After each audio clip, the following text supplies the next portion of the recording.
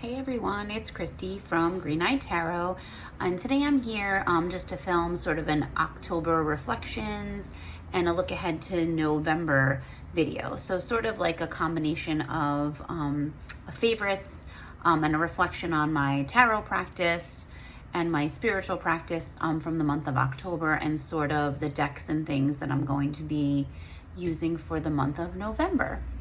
So I'm going to flip the camera around so that we can talk about some decks and my tarot journal and my grimoire, and I'm going to show you some books that actually just recently came into my collection, and actually 2 books that I'm going to be using in November as part of my tarot practice. So let's get right into it.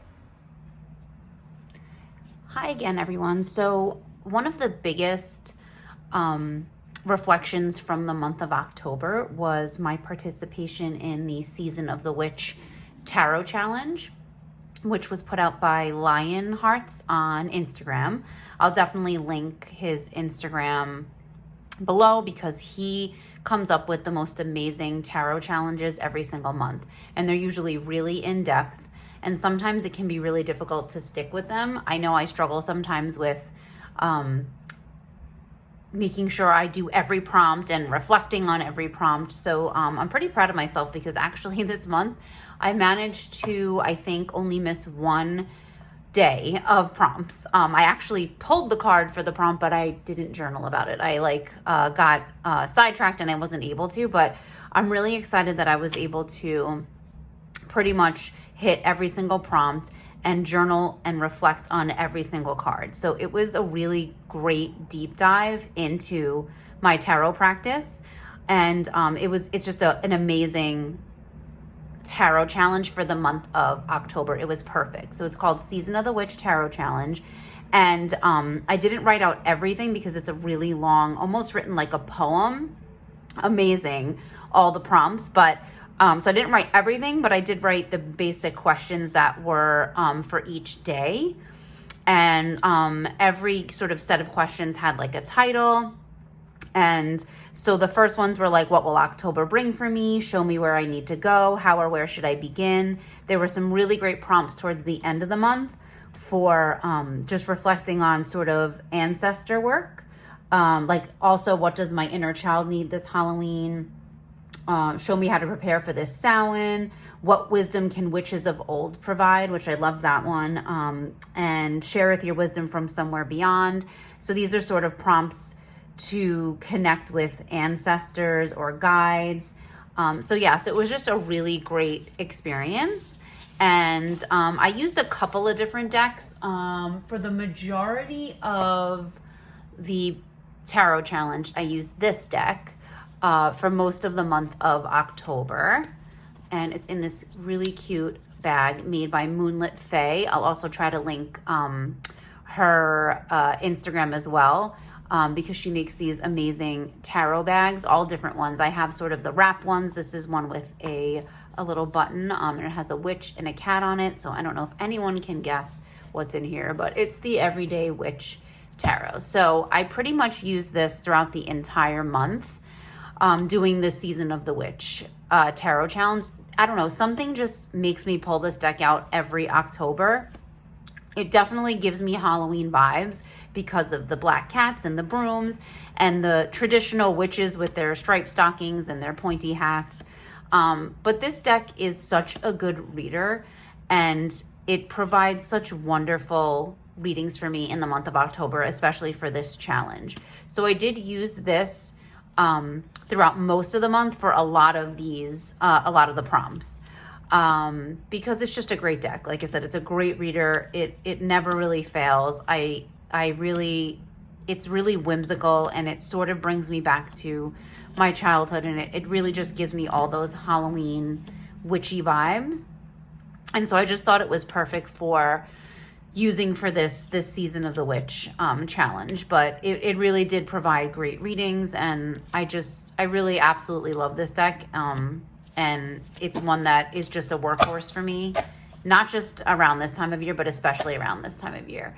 I also use the Darkness of Light Tarot, which I don't have right next to me right away because I did put it away, but I use the Darkness of Light Tarot for this as well, especially for a lot of the prompts surrounding ancestor work. But yeah, it was just a really great month, and it really was some really spot on readings for me. So what will October bring for me? I got the Page of Wands. So that was like a really great way to start off this month, October 1st, and start off this challenge, a card that's like sort of all about exploration and study and sort of harnessing that energy of fire. And sort of that resemblance to the Fool. I reflected on how I can use this month to start a new passion project and be adventurous and have that sort of curious nature of the page to explore sort of my spirituality, and how October is a powerful time for witches. And so I thought this was a great way to kick it off. And I pulled the Page of Cups for show me where I need to go. So lots of pages, which I thought was great for this start to this challenge that I was doing.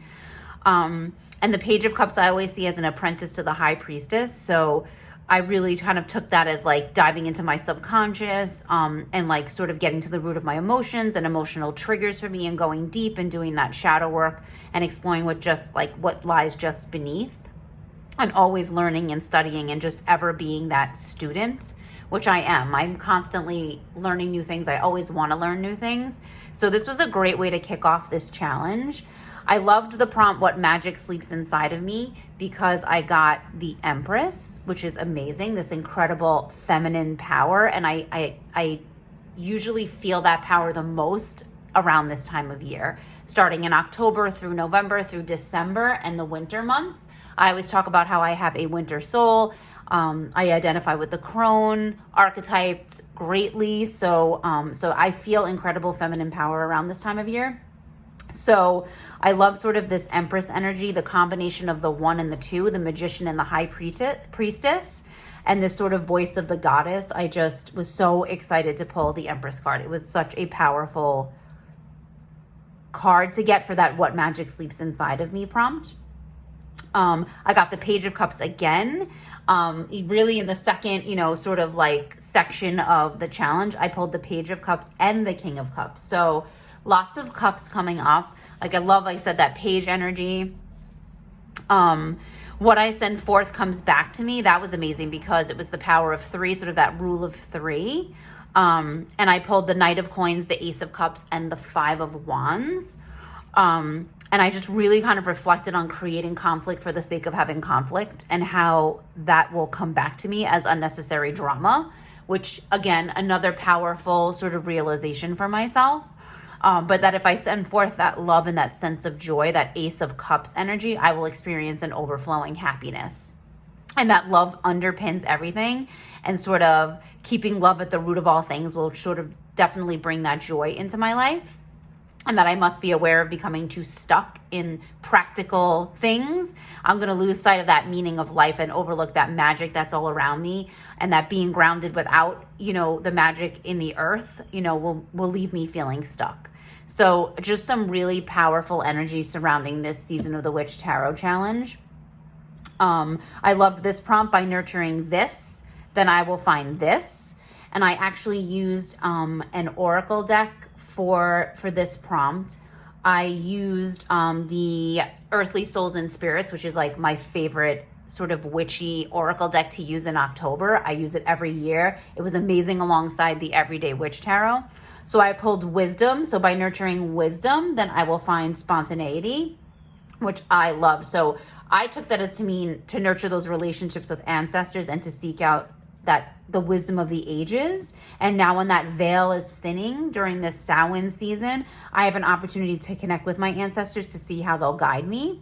And then in turn, I will find direction for my journey and a spontaneous new path to follow.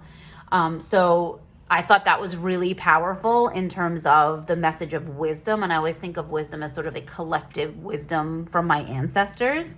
And then what truth can my true nature bring? And I pulled the Authentic card, which you can't get more authentic than being yourself.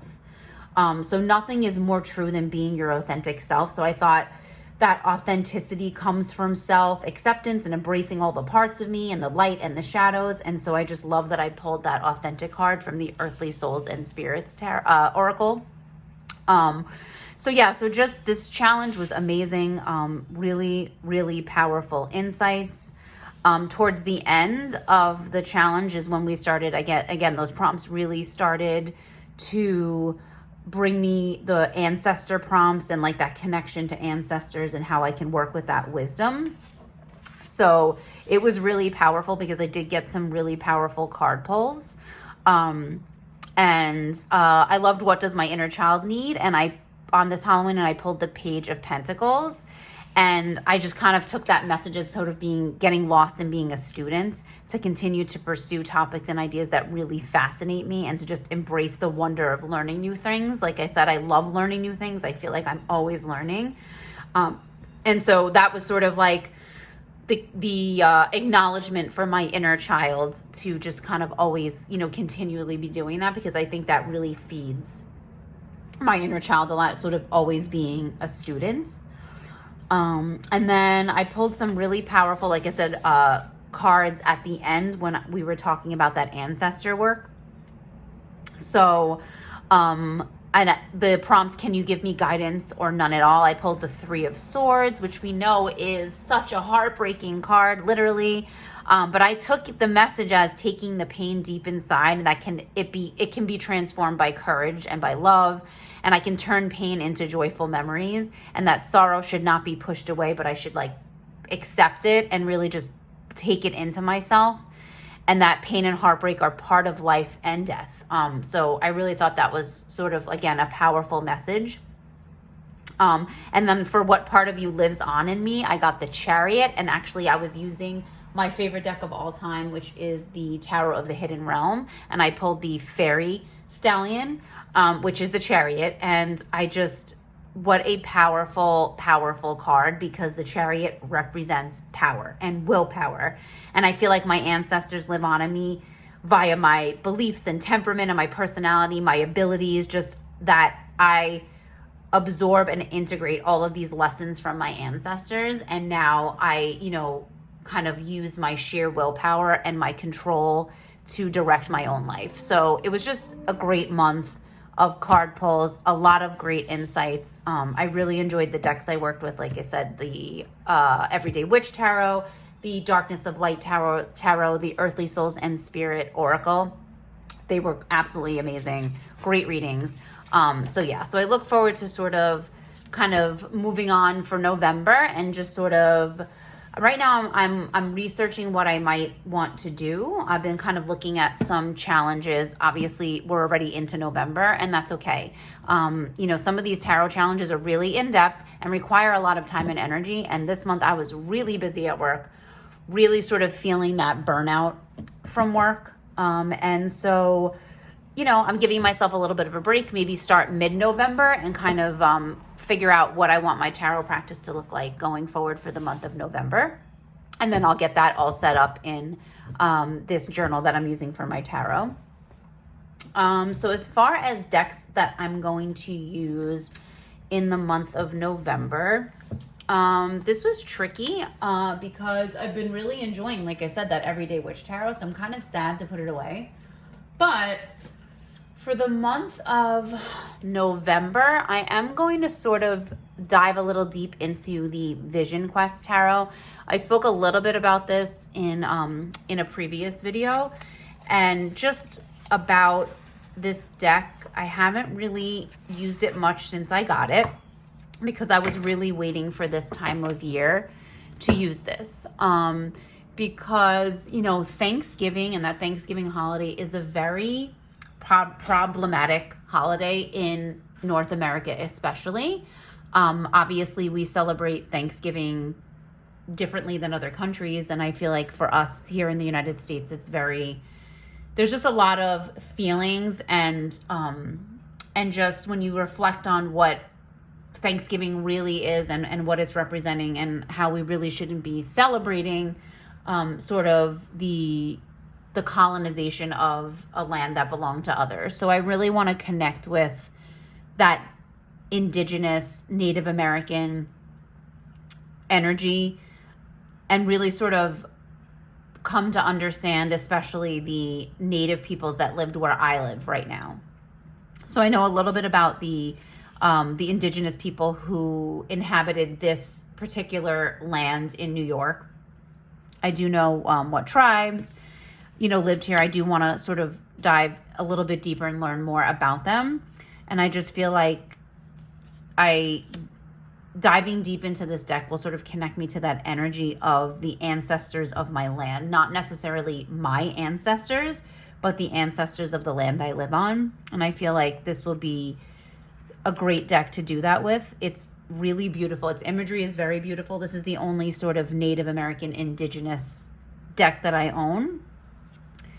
And I'm really looking forward to tapping into this energy and sort of really giving reverence to the indigenous people and really sort of understanding, or trying to understand as best I can, the just the pain and the sorrow and anguish and destruction that they went through. And I feel like now would be a good time to do that. Again, Thanksgiving is just a very conflicting sort of holiday. For me, I'm very conflicted about what it means and what it represents. And I try to make it represent just connection to my own family and being with my own family, and not so much celebrating the actual meaning behind and like sort of identifying with pilgrims and things like that, because my family, I'm not descendant from pilgrims.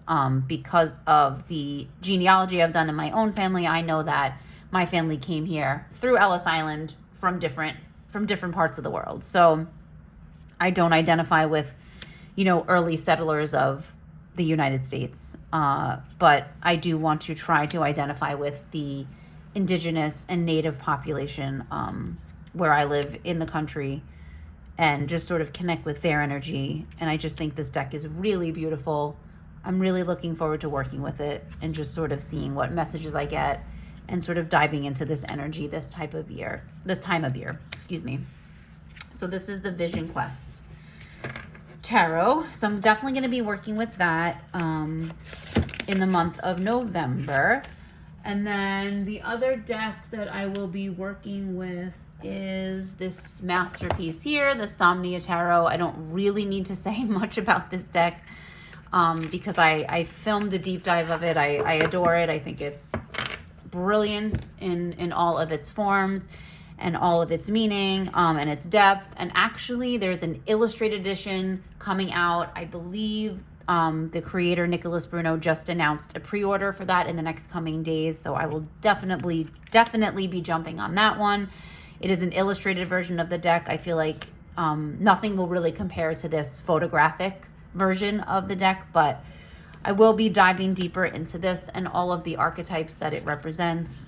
It is definitely a darker deck. I included it in my darker decks for darker days. So as we're heading into those dark days, this will definitely be one that I will be diving deep with. And now that the Season of the Witch Tarot Challenge is over, I definitely am going to spend more time with this deck.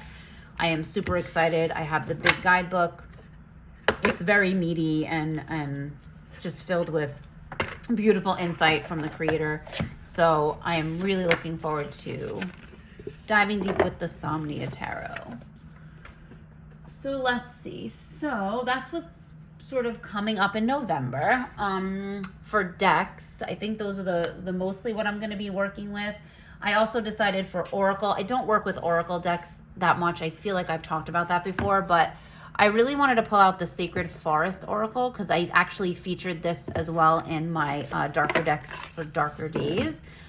Just something about this just gives me those deep dark forest vibes, and it's such a really beautiful Oracle deck, and I don't use Oracle as much as I should. I feel like I have Oracle decks that just sort of languish on my shelf, and that's very sad. And this one is really nice. The matte cardstock, I really love the matte cardstock on this. But yeah, it's a beautiful deck. I think it's going to provide really beautiful messages. Denise Lynn typically writes really great guidebooks to go along with her oracle deck. So I'm looking forward to sort of getting to know this one a little bit better and sort of using it alongside my tarot decks. I just think it's a really, again, a beautiful sort of mystical and a little bit whimsical, step into that dark forest.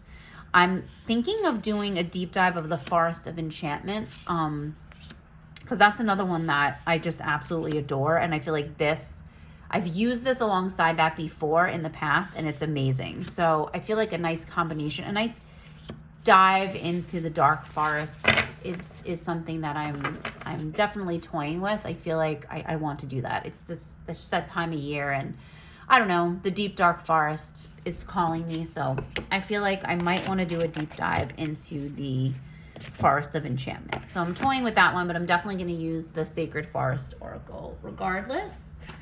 So those are really the plans I have for decks. In terms of books, I haven't had a lot of time to read. It's been very, very, very busy October for me. But I did get some new books. So the first two are sort of witchcraft books.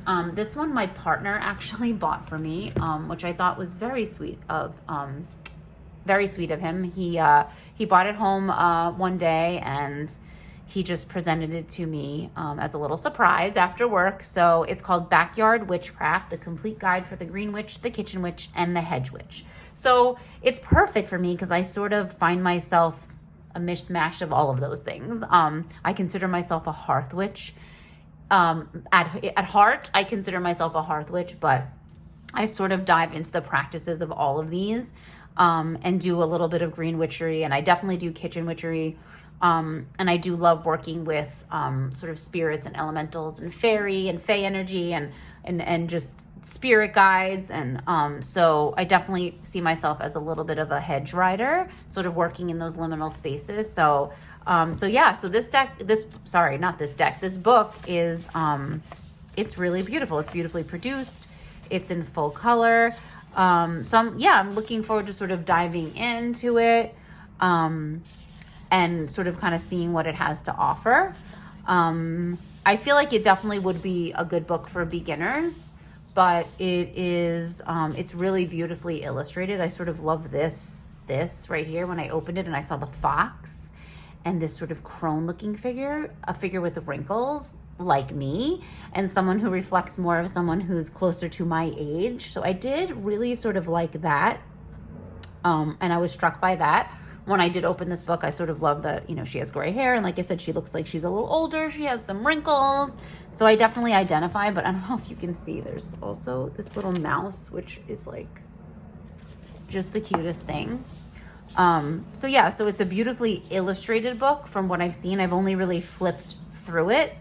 So it's very aesthetically pleasing. As in terms of the content, I can't really comment because I haven't read it. But I do, definitely like the sort of infographic style of the book. It reminds me so much of the things we see on Instagram when you're scrolling through Instagram. So it is definitely very like aesthetically pleasing. And it just seems like sort of like it's going to be like a fun read because of the illustrations. But yeah, it's definitely dives into some herbs and candles and incense and doing spells. And like I said, there's a lot in here about like being a hedge witch and kind of what that entails. So there's a lot on plants and herbs and flowers and like how to dry herbs and making teas. So it looks like a lovely book. I look forward to actually getting into it and kind of diving into the content a little more, just because I've only really looked at it on the surface, so surface level. But yeah, there's like some nice little stories about different witches and like mystical women from history, which is kind of cool. So yeah, it's really pretty. Backyard Witchcraft. It's by Cecilia Latari. And then, so a book that I added in actually the end of September leading into October, and it's one that I bought myself, and it's one that I like. When I saw it at Barnes and Noble, I like immediately grabbed it. It's called Burn a Black Candle, an Italian American Grimoire by Dee Norman. I was literally like, I snatched it off the shelf because I was like, what is this Italian American grimoire? Because I am Italian American. Part of my heritage, I have family that came through Ellis Island from Italy. So I do have, I do consider myself an Italian American. I'm really just American, but I do have Italian heritage. So I was like super excited about this book. And like, can we just talk about how like beautiful it looks on a shelf and just how pretty it is? It is a hardcover, which I can take it or leave it. I kind of tend to like soft cover books because I can kind of bend them and kind of just break the spine on it. I know people hate breaking the spine, but I actually like breaking the spine of a book. But yeah, this book is amazing. I haven't read it like cover to cover, but I have definitely kind of gone through it and picked out, just different things that I wanted to kind of read just based on the table of contents. It looks like it's going to be amazing. And there's a lot of sort of Italian, superstitious Italian folk magic, which I am super excited about, because there's a lot of things in here as I was sort of surface reading and like skimming that remind me of things that like my Nana used to do or say, or, my dad used to do or say. So I'm very excited to sort of connect with that part of me, sort of that Italian American part of me. So yeah, so it looks like a fabulous book. It's very, it looks like very in-depth. I'm trying to see how many pages it's over 300 pages. So it's definitely meaty. Like I said, it's very beautifully produced. But yeah, there's a lot, and I love that like a lot of it is in Italian, so there's like Italian words for it. So yeah, I'm super excited to sort of dive deeper into this, but I thought this is such a perfect book for October, and just that connecting with ancestors, and I was just thrilled to find this book, this Italian American grimoire. So yeah, so it's definitely one that I look forward to actually sitting down and reading cover to cover when I have the time, and I'm hoping I can make some time, because this is one that I'm really looking forward to. So that's Burn a Black Candle by Dee Norman. So the next two books are ones that I'm actually going to be using in my tarot practice for the month of November and going forward. So the first one is Lessons from the Empress, a tarot workbook for self-care and creative growth. So this one I'm really looking forward to diving into and working with. This is going to be definitely a very hands-on, deep dive into tarot, but using tarot for self-care. I'm super excited because I've been so focused on the minor arcana. So I'm very excited on practices and books and things that are helping me dive deeper into the minor arcana of the tarot. So this is set up where the major arcana is the inward journey, the minor arcana, the journey to self-acceptance. So it's broken up by suit. It says Wands, from spark to finish, swords, creativity and clarity through struggle, cups, the crux of self-expression, pentacles, creating a sustainable practice. So I am super excited because it looks like this is set up in a really easy to understand way and easy to use way. And it's all sort of guided by work with the Empress, and sort of using the Empress as an anchor for this type of study and tarot practice into, using tarot for self-care. So I'm really looking forward to this. There's like different spreads, introducing the Empress, a tarot spread. And then, like I said, it's going to get into each card of the major arcana and the minor arcana broken down by suits. So I'm definitely looking forward to diving into this and making this part of my November practice. I'm going to use it, starting in November, and then I'm going to kind of move forward and kind of just continue with it. I'm not really putting a deadline on myself for when to be done with this, because I don't want to rush through this. I really want to take my time, but definitely looking forward to using Lessons from the Empress. And then the next book I got, which is going to take a little bit more time to get through, but I'm super excited, is 36 Secrets, a Decanic Journey Through the Minor Arcana of the Tarot. So this one is by T. Susan Chang. And if you know the Fortune's Wheelhouse podcast, she is one of the creators of that podcast and one of the people who are on the podcast Fortune's Wheelhouse. So this one is meaty and definitely one that is going to take some serious dedication, but I'm really looking forward to it. Now, the book is laid out in the, so every tarot card has a decking. So they're basically related. So we all know that tarot cards have usually have a zodiac sign that they're associated with, but they also have a sort of time of the year that they're associated with. So just to explain a little bit further, because I know I'm not explaining this correctly. So we start with the Two of Wands, which is Aries, which is sort of the beginning of the zodiacal year. So it actually starts March 20th, 21st, and ends March 29th to the 30th. So it starts with the vernal equinox, or the spring equinox.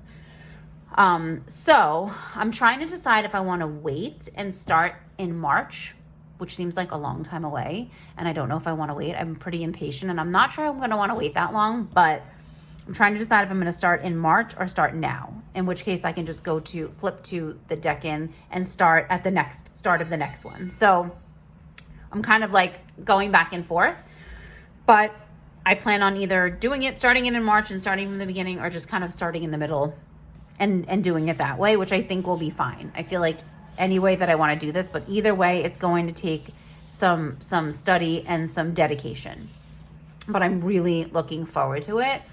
So yeah, because I feel like this book is going to provide me so much more insight into astrology and the zodiac signs and tarot, and just also a deeper dive into the minor arcana, which is really what I'm looking for. And this is a journey through the minor arcana of the tarot.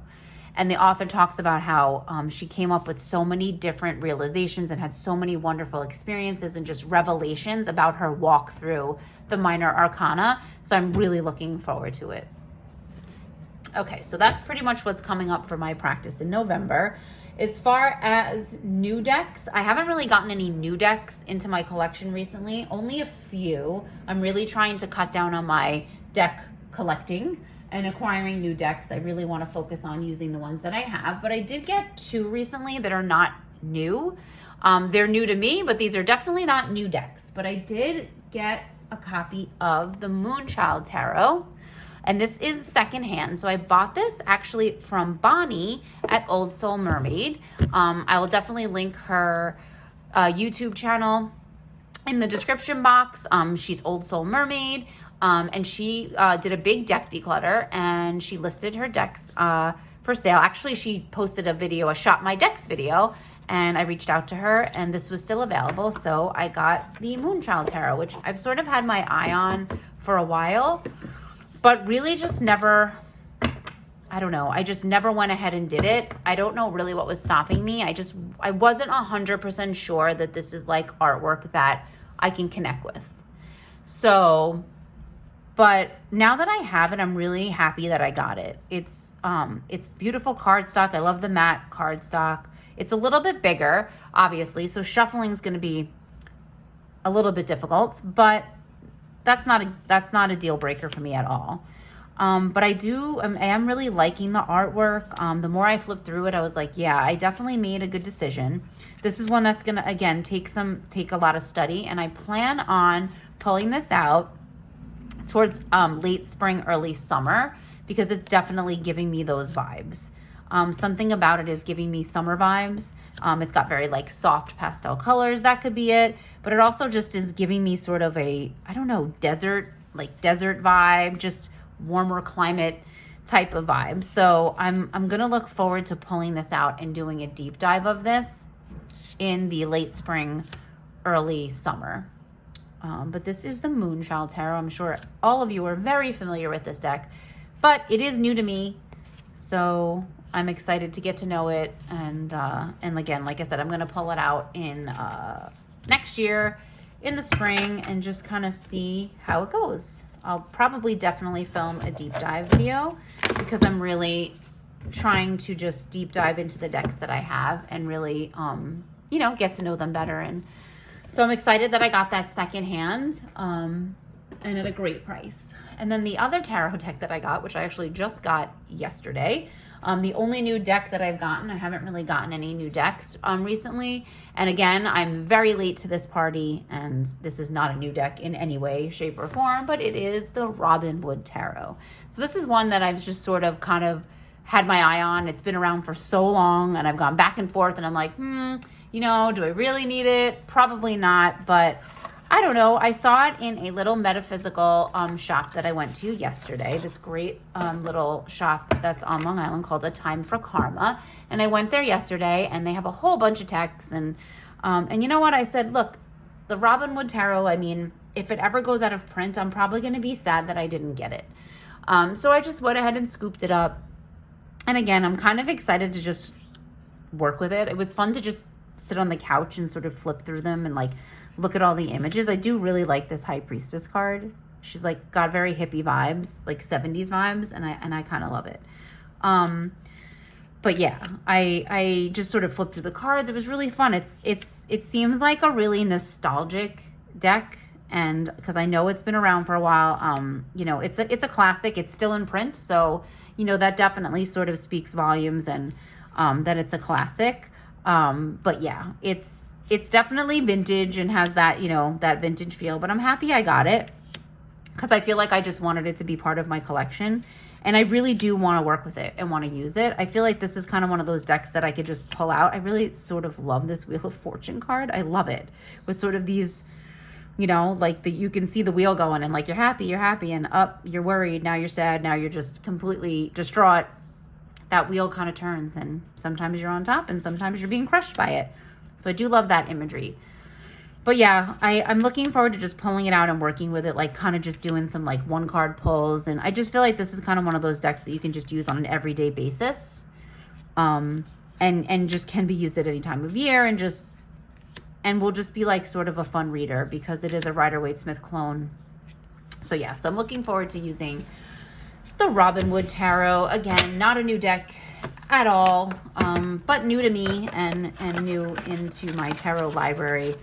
But that's it. I haven't really, like I said, I've been really discerning with decks and sort of culling my collection and not trying to pull too much into it. I just want to get to know the ones I have. So that's the Robin Wood Tarot, a newer deck for me that I look forward to working with in the future. And as far as anything else, I don't think there's really much else that I had for the month. I did get this amazing raw piece of Tiger's Eye, which I've been loving. I've had it out on my dining room table, sort of with my fall decorations. It's such an earthy stone.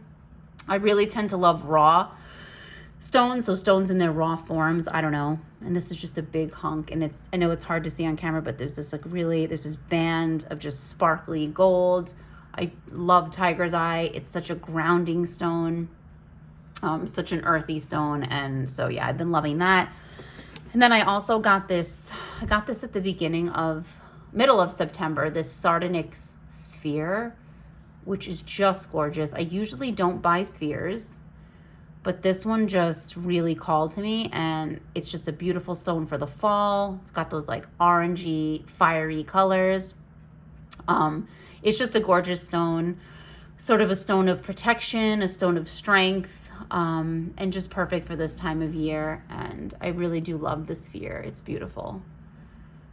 It's just a beautiful color. So yeah, so those are crystals that I've sort of been loving for the past couple of months as we've gone into the fall season. But I think that's it for October, heading into November. I would love to hear what decks you're going to be working with. I would love to hear what decks you're loving right now, and just sort of what your tarot practices look like. If you did the Season of the Witch Tarot Challenge, how you loved it, just please share with me. I love connecting with everyone out there in Tarot Tube and Tarot World, and I will see you in the next video. Bye.